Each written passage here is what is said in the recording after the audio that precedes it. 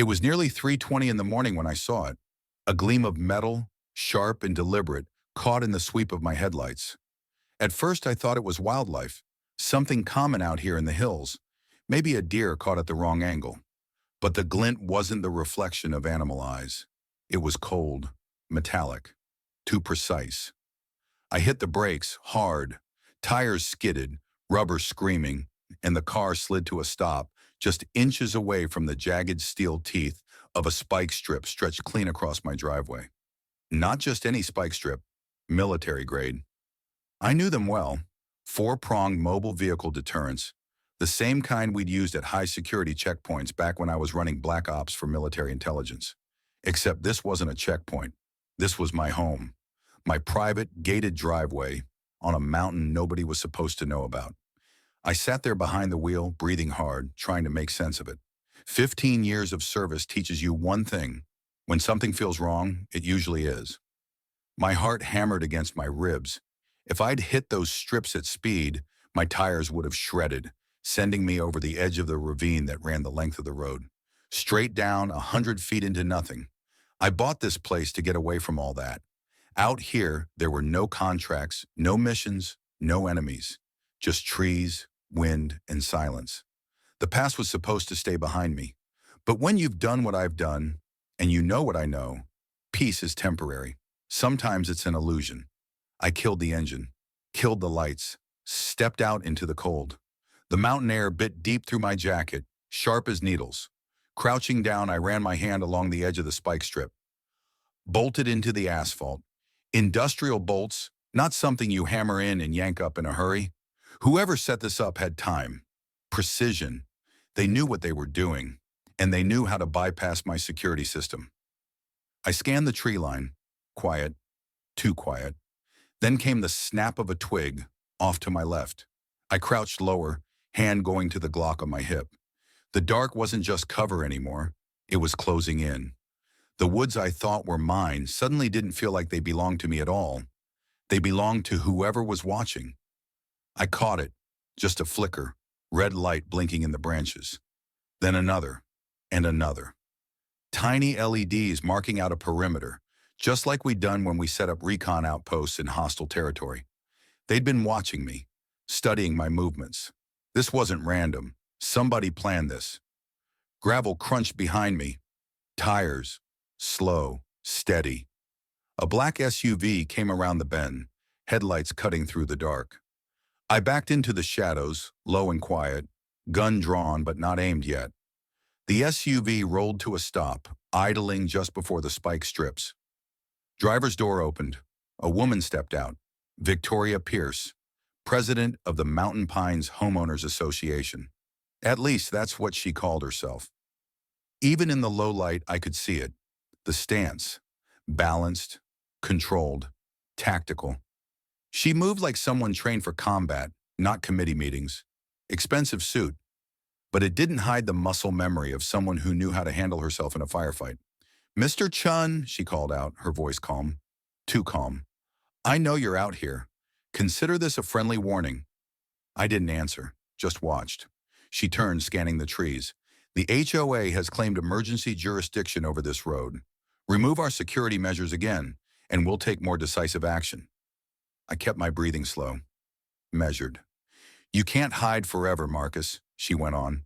"What's buried on your property? It doesn't belong to you. Sell to us now and we all walk away." Buried.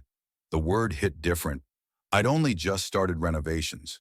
We broke ground last week, putting in a new security fence. Had we found something? Something worth killing for? Victoria gave the woods one last look, then climbed back into the SUV. As she drove away, I heard her voice crackle through a radio. "Target is non-compliant. Initiate phase 2. I stood there for a long time after the taillights vanished, staring at the spikes meant to end me. They weren't after land. They were after what was under it, and they were ready to kill for it. Next morning, I was at my desk before the sun came up, buried in maps, deeds, and files. My security fence plans were spread across the table, red lines marking where the crew had dug. Victoria's words replayed in my head. "What's buried on your property?" A knock came at the door. Not hard, but urgent. I checked the camera feed. Sarah Torres, former HOA secretary. She'd quit last month, said she was done with them. Now she was back, eyes darting, nervous. I let her in. "They're not who they say they are," she blurted, pushing a manila envelope into my hands. "Victoria Pierce. She's ex-Zenith Security. So are the rest of them." Zenith. That name hit like a punch to the ribs. A private military contractor. Black Ops. Off-the-books wet work. I crossed paths with them during my last mission. They didn't just make problems disappear. They made people disappear. "How do you know this?" I asked. "I saw their files," she whispered. "Victoria got a huge wire transfer last week, offshore. Then the HOA filed emergency claims on every private road up here, including yours. And I found this." She pulled out a folded yellowed map, military issue, from the 60s. My property circled in red, marked with a symbol I knew from deep intel briefings. An underground facility, classified, buried, forgotten, or so I thought. Before I could process it, alarms flared. Cameras showed 3 black SUVs at my front gate. Men in tactical gear moved with precision, lugging cases that weren't for measuring walls. They held weapons. I knew the type. Breakdown carbines stored in unmarked boxes. Victoria's voice came through the intercom. "Mr. Chun, we have a court order to inspect your property for unauthorized structures. Open the gate, or we'll come through another way." "They're here for the bunker," Sarah whispered. "They'll kill us both." I dragged her toward the panic room, grabbed my go bag, cash, weapons, sat phone. 15 years of old habits flooding back like I'd never left. Then the power cut. The sound of metal grinding told me they were breaching the gate. We had minutes, maybe less. I opened the renovation maps again, overlaid them on the military ones. The new fence line ran straight over the marked facility. We dug there yesterday. Through the cameras, I watched them fan out. Victoria led them. Gone was the HOA president. What remained was the operator. Her hand signals were clean, her team tight, a screech of metal from inside. They'd breached the front door. "Wait," Sarah said, yanking my sleeve. "There's more." "No time." "The last owner," she whispered. "He didn't just sell, he disappeared. Victoria met with him right before." I didn't have time to think about that. We moved toward the garage, but before we got far, the door blew open. Smoke and splinters filled the air. Victoria stood there, weapon raised. "Security inspection's over, Mr. Chun," she said. "Now we do it the hard way." I dragged Sarah down behind the workbench. First rounds cracked overhead, slamming into walls and tools. They weren't here to take me alive. Victoria made one mistake. She brought the fight to my house. And I don't lose at home. What none of them realized was that the firefight in my garage was the least of their problems. The real threat was under our feet, and it was waking up. The maintenance tunnel under my garage was narrow. Barely room to move, but it was enough. Sarah and I moved fast, keeping low as the gunfire echoed above, muffled now by concrete and distance. My flashlight beam cut through the dark, sweeping across walls stamped with Cold War-era markings. We weren't in an old storm drain. This was something built to last. Government issue, sealed, fortified, and long forgotten. Except it wasn't forgotten, not completely. "They're not just after the bunker," Sarah whispered behind me. 2 nights ago, I overheard Victoria on an encrypted call. She mentioned something. Project Oracle. I stopped cold. My stomach turned to lead. Project Oracle. I'd heard whispers back in my last days in military intelligence. A predictive AI system, designed to analyze massive data streams and forecast geopolitical events before they happened. Powerful enough to change the course of history. Dangerous enough that it was shut down. Or so they told us. But here, in this tunnel beneath my own property, I was starting to think they'd lied. The passage opened up ahead into a chamber. My flashlight swept across rows of old mainframes. Dust lay thick on everything, except for a single terminal. It was on. Active. Its screen glowed faintly, lines of code scrolling too fast to follow. Quantum encryption protocols. Modern. Recent. "They've been down here," Sarah said quietly, pointing at fresh footprints in the dust. I nodded. Oracle wasn't shut down, it was buried, compartmentalized. This is one of its nodes. A low hum vibrated through the floor as lights flickered to life overhead. Not the ancient bulbs strung along the ceiling. These were LED arrays, bright and sterile. We weren't alone. Victoria's voice echoed from the tunnel behind us. "Impressive, Mr. Chun. You're everything your file said you were." We turned. She stood there with four of her operators, weapons raised but not firing. Yet. She raised a hand and they held, calculating, measuring. "Did you really think we wouldn't have biometric sensors down here?" she asked. "We've been tracking you since you entered the tunnel." I kept my gun low, but ready. "This isn't about property anymore," and I said. "Project Oracle's predicting something." Victoria's smile faded. 3 days ago, Oracle began forecasting a critical event, something that could reshape global power. But its data streams are fragmented. We need this node online to complete the analysis. "And the previous owner?" Sarah asked, her voice tight. "He found out," Victoria said simply. "He stopped cooperating." I noticed a faint shimmer behind Victoria's team. Air movement. Cooling systems from the original bunker were still running, creating a thermal barrier that would mess with their targeting sensors. Sloppy, overconfident, just enough for me to exploit. "You know what the problem is with predictive systems?" I asked, stepping back slightly. Victoria raised an eyebrow. "They can't account for chaos." I moved fast, threw my flashlight at the nearest operator hard. It hit his face mask, throwing him off balance. I grabbed Sarah and shoved her behind the nearest server stack as the first shots rang out. Sparks flew as rounds tore into ancient machines. They couldn't get a lock. The thermal interference was doing its job. I pulled a flashbang from my belt, thumbed the fuse, and rolled it across the concrete. It detonated with a crack that turned gunfire into blind noise and confusion. Sarah and I sprinted for the ventilation shaft on the far wall. She scrambled up first, nimble. I stayed low, laying down covering fire with my backup pistol.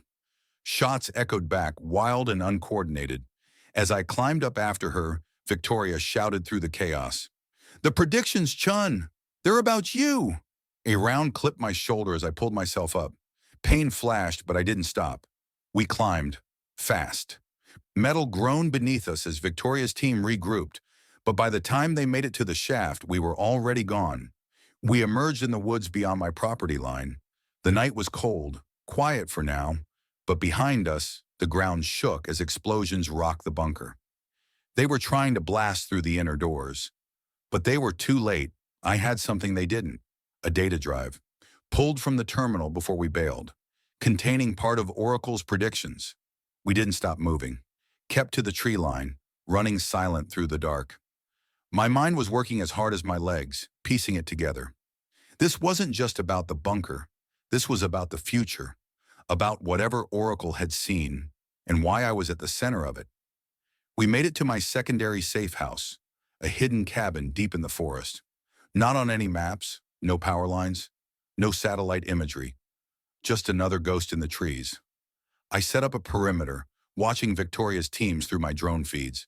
They were swarming my main house now, ripping it apart, searching for us. Sarah was already working on the data drive, decrypting as much as she could. "Oracle predicted a collapse," she said, "a quantum breakthrough. In 48 hours, every encryption protocol on Earth becomes obsolete. Global chaos, economic collapse, communications blackouts, wars, and somewhere in that mess, Oracle saw me. No wonder Victoria was desperate. No wonder Zenith Security wanted this node. The drive also held something else, a solution, a way to stop it. But it required Oracle's full processing power and the quantum algorithms locked inside my head. I helped build the system they were now trying to weaponize. They needed me alive, at least for a little while, but they weren't going to wait. Sarah pointed at my drone's thermal feeds. More vehicles arriving, heavily armed. "She's calling in the wet team," Sarah said. "No more negotiations." I nodded. "They're coming to kill us and take the data." "There's an HOA emergency meeting in 2 hours," Sarah said. "Every board member will be there. Zenith's leadership. If we hit them, then it's our only shot," I finished. But it wasn't just a hit. What we were planning would expose decades of covert operations. Once we pulled that trigger, there was no going back. I called Sarah's FBI contact. "Be ready," I told him, "but don't move until I give the signal." Sarah looked at me. "And what about you?" I grabbed my gear. "I'm going to an HOA meeting." The Mountain Pines Community Center looked quiet, peaceful, but I saw the sniper nests in the trees, the patrols in disguised utility trucks. Victoria's people were good, but I was better. I approached from their blind spots using their own protocols: maintenance uniform, stolen ID badge. I got past the first checkpoint. A cloned, encrypted key card got me through the second. They weren't expecting me to walk in through the front door. Inside, the HOA board sat around a polished table, Victoria at the head, tactical teams at the exits. On the wall behind them, Oracle's predictions scrolled across a massive screen. I stepped forward into the light. "Let me guess," I said. "Quarterly dues are going up." Weapons swung toward me in unison. Victoria's eyes widened in surprise, then narrowed in something like respect. "How did you get in here?" she asked. "You forgot the first rule of security," I said. "The human element is always the weakest link." I held up the data drive. "You want this? We talk, just us. No weapons. Or I trigger a dead man switch that dumps everything. Oracle's predictions, Zenith's black ops. All of it. Every intelligence agency and every major news network." Victoria stared at me, silent, thinking. Then she gave the signal. Her men lowered their weapons, slowly. "You know we can't let the encryption collapse happen," she said. "Millions will die." "I know," I said. "That's why I'm here." I put the drive on the table. "Oracle didn't just predict the collapse," I continued. "It found a solution, but it needs me and my algorithms." Understanding dawned on her. "You're offering to help." "On my terms," and I said. "First, Zenith dissolves this HOA. You return all seized properties. No more secret armies hiding behind community guidelines." Sirens wailed in the distance. "Right on schedule." The FBI was closing in. "That's them," I said. "They have enough evidence to bury you 10 times over. But if you work with me, we save a lot more than property values." Victoria stared at the predictions on the screen. Her jaw clenched. Then she made the call. "Stand down," she ordered. "All of you." FBI agents stormed the room seconds later. Victoria didn't resist. Neither did her team. As the handcuffs clicked on, I felt something ease. But it wasn't over. We had 40 hours to prevent global collapse. Enemies were now allies, at least for the moment. And I knew better than to trust a temporary alliance. Sometimes the real fight doesn't happen with guns and bullets. Sometimes it's knowing when to turn your enemy into your partner. Sometimes it's realizing that the biggest threat isn't in front of you, it's what's coming next. And Project Oracle wasn't done with me yet. We had a future to save, and I wasn't sure if I'd survive doing it. But I was sure of one thing. I'd rather die fighting than live hiding.